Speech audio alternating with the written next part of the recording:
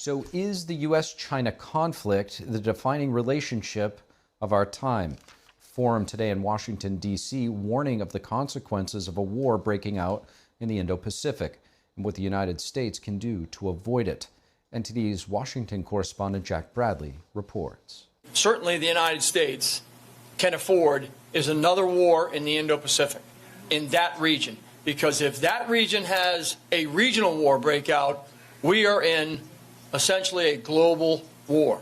If a regional war breaks out in the Indo-Pacific region, meaning China, Taiwan, Japan, Australia, that area, then it could result in a global war. That's according to the forum here at the Gold Institute's Strategic Forum at the University Club in Washington, D.C. And this is all happening while the Chinese Communist Party is building up its military at historic levels.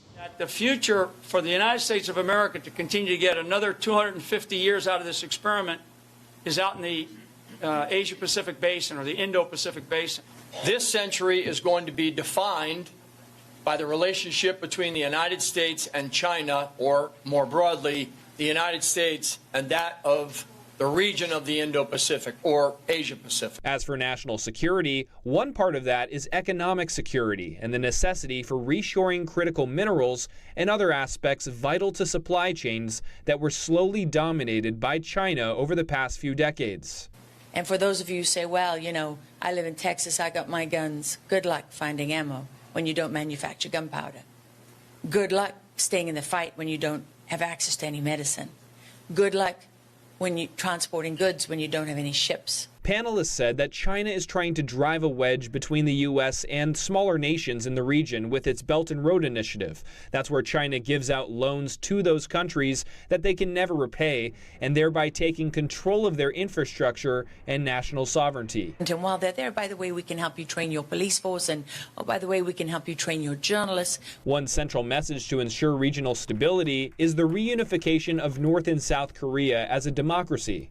Unification is so important because then we can have economic strength to North Korea and people can be free.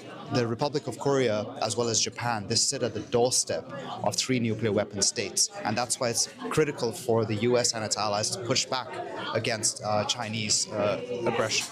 A strong South Korea, a strong Japan, taking a look at and supporting the island nations in that general vicinity.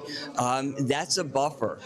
We need to work together, America and South Korea, as a brotherhood, as an extension of our territory. Now, the forum is calling for strengthening military alliances in the Indo-Pacific, as that is the strongest power to deter China that the U.S. has. Reporting from Washington, D.C., Jack Bradley, NTD News.